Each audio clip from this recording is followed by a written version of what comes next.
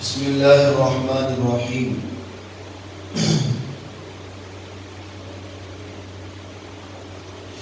وجعلوا لله مما ذرأ من الحرث والأنعام نصيبا فقالوا هذا لله بزعمهم وهذا لشركائنا فما كان لشركائهم فلا يصل إلى الله وما كان لله فهو يصل إلى شركائهم ساء ما يحكمون.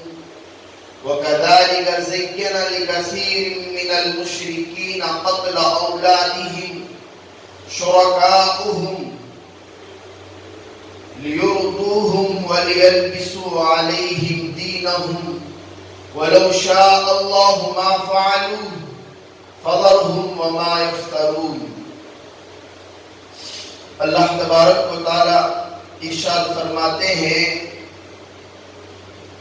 اللہ نے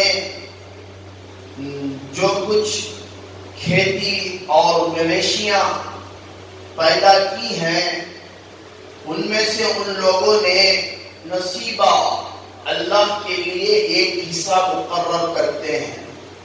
فقالوا وہ کفار اپنے گمان سے بات کہتے ہیں بِزَعْمِهِمْ یہ حصہ اس میں سے اللہ کے لیے ہے وَهَذَا لِشُرَكَائِنَا یہ حصہ ہمارے معبودوں کے لیے ہے جو اللہ کے ساتھ ہم شریک کر رہے ہیں. فَمَا كَانَ لِشُرَكَائِهِمْ جو اپنے معبودوں کا حصہ ہوتا ہے فَلَا يَصِلُ إِلَى اللَّهِ وہ حصہ اللہ کی طرف نہیں پہنچتی. وَمَا كَانَ لِلَّهِ فَهُوَ يَصِلُ إِلَى شُرَكَائِهِمْ جو حصہ اللہ کا ہوتا ہے وہ اپنے معبودوں کی طرف پہنچ جاتی ہے. سَاءَ مَا يَحْكُمُونَ اللہ فرماتے ہیں کیا ہی برا فیصلہ کرنے والے ہو تم. وَكَذَلِكَ زَيَّنَ لِكَثِيرٍ اور بہت سارے لوگوں کا گمان خیال یہ تھا کہ اپنے اولادوں کو اپنے معبودوں کے لیے قتل کرنا بہت اچھا سمجھتے تھے. لِيُرْدُوهُمْ ان کو برباد کر دے اور وہ اپنے دین کو مخلوط کرنے پر بیٹھ گئے تھے. وَلَوْ شَاءَ اگر اللہ نہ چاہتا ما فعلوا یہ سارے کام نہ ہوتے. فَذَرْهُمْ وَمَا يَفْتَرُونَ اے نبی جی آپ ان کو چھوڑ دیجئے یہ غلط سلط باتوں میں ملوث ہو چکے ہیں. آپ ان سے برات ظاہر کیجئے آپ ان کے قریب نہ جائیے آپ الگ تھلگ ہو جائیے. تو ان دو آیتوں میں اللہ تبارک و تعالی عرب کی مشرکوں کا بے بنیاد رسومات کا تذکرہ کر رہا ہے. دو تین باتیں آپ کے سامنے پیش کرنی ہے. یہ ہے کہ ان کا عقیدہ یہ تھا کہ حلال کو حرام سمجھنا حرام کو حلال سمجھنا یہ بے بنیاد عقائد ان لوگوں کے پاس تھے. ایک کا تذکرہ تو قرآن کرتا ہے کہ کچھ کھیتی کے چیزیں یعنی کھیتی باڑی کے کچھ چیزیں مویشیاں گائے کے دودھ ان چیزوں کو یہ ایک حصہ اللہ کے لیے مقرر کرتے ایک حصہ اپنے بتوں کے نام پر استعمال کرتے. جو حصہ اللہ کے لیے نظر باندھ کر رکھے ہوں گے وہ غریبوں کو مسکینوں کو یتیموں کو کھلاتے. جو اپنے معبود کے لیے رکھا ہوتا وہ کسی پنڈت مطلب اپنے معبودوں کی پوجا پاٹ کرنے والا گھنٹی بجانے والا ان لوگوں کو دے دیتے. لیکن اللہ کیا فرمانا چاہتے ہیں یہ تم کون ہو سکتے ہو حصے بنانے والے. کھیتی اگانے کی طاقت ہمارے پاس ہے مویشیوں کو پیدا کرنے کی صلاحیت ہم رکھتے ہیں. تم کون ہوتے ہو حصہ معبودوں کیا یہ تو تم کر رہے ہو غلط ہے. اللہ کے ساتھ کسی اور کو شریک کرنا یہ تو بڑی جہالت ہے یہ تو بڑی نادانی ہے. اس کے باوجود تم حصے الگ کرنا. اس کے علاوہ بھی بہت سارے رسومات ان کے یہاں تھے کہ جب لڑکی گھر میں پیدا ہو جاتی تو زندہ زمین میں دردور کر دیا جاتا تھا. لڑکی کی پیدائش پر عیب سمجھا جاتا تھا. بعض لوگوں کا عقیدہ یہ تھا جس گھر میں لڑکی پیدا ہو جاتی پورا گھرانہ سر اٹھا کر چلنے کی قابل نہیں رکھتے تھے. بڑا عجیب عقیدہ تھا. بعض لوگوں کا عقیدہ تھا لڑکوں کو بھی مار دیا جاتا تھا. ان کا خیال یہ ہے جب یہ بچہ دھیرے دھیرے بڑا ہوگا اس کو ہم کیسے کھلائیں گے پلائیں گے.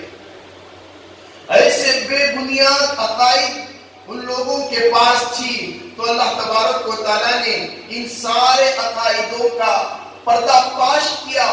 فرمایا ساء ما یحکمون، کیسا برا تقسیم کرنے والے ہو. ایک اپنے معبود کے لیے رکھو گے، ایک ہمارے لیے رکھو گے. تو اللہ تبارک و تعالیٰ حضور پاک صلی اللہ علیہ وسلم کے ذریعے سے امت کو یہ پیغام دی کہ کوئی حصہ بسا نہیں ہونے والا ہے، کوئی نظر وغیرہ نہیں ہونے والا ہے. یہ ساری مشرکوں کا عقیدہ ہے، مشرکوں کا عقیدہ ہے. معاف کرنا مجھے، آج امت کے اندر بھی ایسے رسومات پیدا ہو چکے ہیں، امت کے گھروں میں بھی ایسے رسومات پیدا ہو چکے ہیں. یہ غیر اللہ کے نام سے کچھ اس پر وغیرہ ہونا، یہ اللہ کے نام پر بہت بڑی دعوت باہر ہونا، وہ اللہ کے نام پر پکا ہوا کھانا اللہ کے مہمانوں کو کھلانا جو اندر رکھا گیا ہے کسی اور کو دینا. تو سمجھو یہ کفار مکہ کا عقیدہ ہے، مشرکین کا عقیدہ ہے. اللہ کے نبی کے زمانے میں جو مشرکین تھے ان لوگوں کا عقیدہ ہے. قرآن اس کی وضاحت کر رہا ہے. تو آج ایسے رسومات اگر ہماری زندگی میں ہے، اللہ کے واسطے نکال کر پھینکو. کوئی چیز کسی سے ہونے والا نہیں ہے. ساری چیز کی پیدا کرنے والا ایک اللہ ہے، کسی سے کچھ ہونا نہیں جاتا ہے. تو دوسری آیت میں اللہ فرماتے ہیں ان لوگوں کا عقیدہ یہ بھی تھا جب 10 لڑکے پیدا ہو جائے تو ایک لڑکا اپنے بت کے نام پر قتل کر دیا جائے گا. تو آپ سنے ہوں گے کہ بہت ایسا کفار مکہ کے زمانے میں ہوا، لیکن قرآن کہتا ہے قتل اولادہم لشرکائہم، اپنے اولادوں کو اپنے معبود کے لیے قتل کرنا ان کے یہاں ایک اچھا سمجھا جاتا تھا. لیکن حضور پاک صلی اللہ علیہ وسلم پر اللہ نے یہ شریعت نافذ کی، کسی کے بچے کو کسی بت کے پسند کے لیے نہیں قتل کرنا چاہیے. کون ہوتے ہیں یہ معبود جو ان کو پسند آ جائے لڑکوں کو قتل کرے، لڑکیوں کو قتل کرے، پیداوار میں معبودوں کو حصہ دے؟ یہ کون ہو سکتے ہیں؟ یہ سارے عقیدے غلط ہیں. نکالو اپنے دل و دماغ سے. ایک اللہ ہے، اللہ کسی پر ظلم نہیں کرتا، اللہ کسی پر اس کی وسعت سے زیادہ تکلیف نہیں دیتا. تو اللہ تبارک و تعالیٰ ان آیتوں کے ذریعے امت کو یہ پیغام دیا کہ کسی سے کچھ ہونے والا نہیں ہے. سب کچھ کرنے والی ذات کس کی ہے؟ اللہ کی ہے. اللہ سے دعا کرے کہ اللہ تبارک و تعالیٰ مجھے اور آپ کو ان غلط سلط رسومات سے حفاظت فرمائے، ان غلط سلط عقیدات سے امت کی حفاظت فرمائے.